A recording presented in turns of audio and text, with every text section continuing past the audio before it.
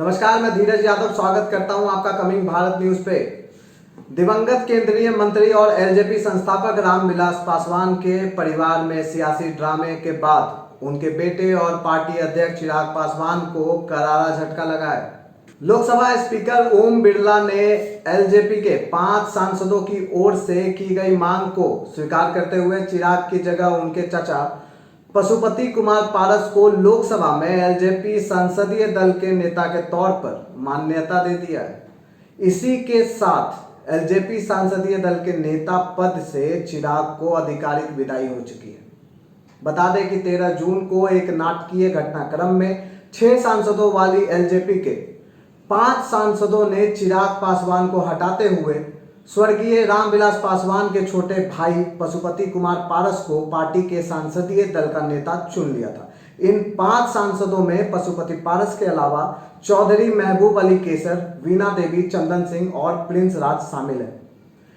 इसके बाद पशुपति पारस के नेतृत्व में इन 5 सांसदों ने लोकसभा स्पीकर ओम बिरला से मिलकर अपने फैसले की प्रति सौंपते हुए पारस को संसदीय दल का नेता के तौर पर मान्यता देने की मांग की थी। इसी मांग पर लोकसभा स्पीकर ने इस पर अपनी मुहर लगा दी, जिसके बाद लोकसभा सचिवालय ने इस संबंध में आदेश जारी कर दिया। इससे पहले परसों से लेकर कल पूरे दिन तक एलजेपी में सियासी ड्रामा चलता रहा। पार्टी के सांसदों के फैसले का पता चलते ही चिराग पासवान भागे भागे चाचा पशुपति पारस से मिलने उनके आवास पर पहुंचे, लेकिन 25 मिनट तक हॉर्न बजाते रहे, लेकिन उनका दरवाजा नहीं खुला। काफी फोन करने के बाद जब दरवाजा खुला और चिराग अंदर गए तो पता चला कि पशुपति पारस घर पर नहीं है। इस तरह उनकी चाचा से मुलाकात नहीं हो सकी। वहीं इससे पहले एलजेपी में टूट की खबरों पर पशुपति कुमार पारस ने मीडिया के सामने आकर कहा कि मैंने पार्टी तोड़ी नहीं है बल्कि उसे बचाया है। जब तक जिंदा हूं एलजेपी को जिंदा रखूंगा। इसके साथ ही उन्होंने नीतीश कुमार को विकास पुरुष बताया और कहा कि एनडीए के साथ रहेंगे। उन्होंने कहा कि सभी की इच्छा थी कि 2014 की तरह पार्टी एनडीए में बनी रहे, लेकिन गलत फैसला लिया गया। साथ ही उन्होंने कहा कि मुझे चिराग से कोई दिक्कत नहीं है। चिराग अभी भी पार्टी के अध्यक्ष हैं, वे पार्टी में पहले की तरह रह सकते हैं। लेकिन खबर अब ये आ रही है कि एलजेपी संसदीय दल पर कब्जा के बाद पशुपति कुमार पारस पार्टी के ऊपर अपनी पकड़ मजबूत बनाने के लिए आगे बढ़ने वाले हैं।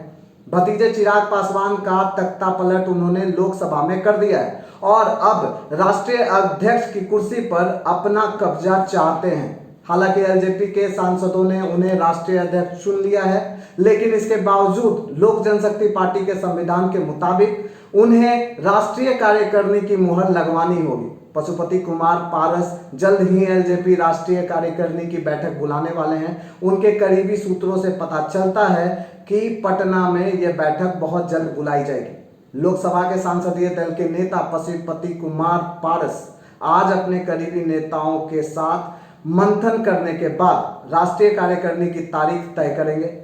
अंदर खाने से आ रही खबर के मुताबिक पारस का समर्थन करने वाले सांसद आज से पटना वापसी शुरू कर देंगे। हालांकि पशुपति कुमार पारस आज पटना वापस आएंगे, इस बात की उम्मीद थोड़ी कम है। दरअसल पारस की तरफ से चुनाव आयोग में पार्टी को लेकर नेतृत्व पर दावा पेश करना है, लिहाजा वह वकीलों के साथ इस पर मंथन करने वाले हैं। इसके पहले सोमवार की शाम लोकसभा सचिवालय में पशुपति कुमार पारस को नेता चुने जाने की अधिसूचना जारी कर दी गई थी। इस अधिसूचना के आधार पर ही पारस चुनाव आयोग में इसकी जानकारी देने वाले हैं कि वह पार्टी के राष्ट्रीय अध्यक्ष हैं।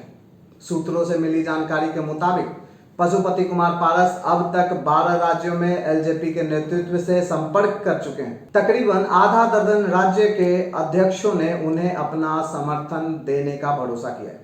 एलजेपी के पुराने नेताओं और पार्टी संविधान की जानकारी रखने वाले लोगों का मानना है कि भले ही पशुपति कुमार पारस ने संसदीय दल के ऊपर कब्जा जमा लिया हो, लेकिन चिराग पासवान को राष्ट्रीय अध्यक्ष की कुर्सी से हटाना आसान नहीं होगा। इसके लिए उन्हें राष्ट्रीय कार्यकारिणी की तरफ से मुहर का इंतजार करना होगा। पार्टी के राष्ट्रीय प्रधान महासचिव खालिक रामविलास पासवान के बेहद खास रहे हैं अब्दुल खालिक चिराग के भी करीबी माने जाते हैं। कमेटी में कई ऐसे चेहरे हैं जो अभी भी चिराग के साथ खड़े हैं। ऐसे में दोनों खेमों की तरफ से रसाकसी तेज होगी। पशुपति कुमार पारस और चिराग पासवान दोनों एलजेपी पर कब्जा बरकरार रखने के लिए कानूनी जानकारों की सलाह ले रहे हैं। चिराग पासवान भले ही सोमवार को अपने चाचा पारस से मिलने पहुंचे हों, उनकी मुलाकात पशुपति पारस से नहीं हो पाई हो, लेकिन अब तक उन्होंने अपने पत्ते नहीं खोले हैं। माना जा रहा है कि चिराग किसी तरह इस मौजूदा संकट से निकलने के लिए रणनीति पर हिडन तरीके से काम कर रहे हैं। वहीं पारस की स्थिति बेहद मजबूत हो चुकी है। लोकसभा में उन्हें नेता का दर्जा मिलने के बाद चुनाव आयोग में उनका दावा भी मजबूत हो चुका है। ऐसे में अगर कई नेताओं का साथ उनको और मिल जाए तो कोई अचरज नहीं होगा। मौजूदा खींचातान के बीच दिल्ली में भले ही अब तक सारी हलचल हुई हो, लेकिन आगे आने वाले दिनों में बिहार लोक जनशक्ति पार्टी में नेतृत्व की लड़ाई का गवाह बनने वाला है। ऐसे ही तमाम खबरों के लिए जुड़े रहें हमारे चैनल कमिंग भारत के साथ। और अभी तक हमारे चैनल्स को लाइक, सब्सक्राइब और शेयर नहीं किया है तो जल्द से जल्द कर लें। धन्यवाद।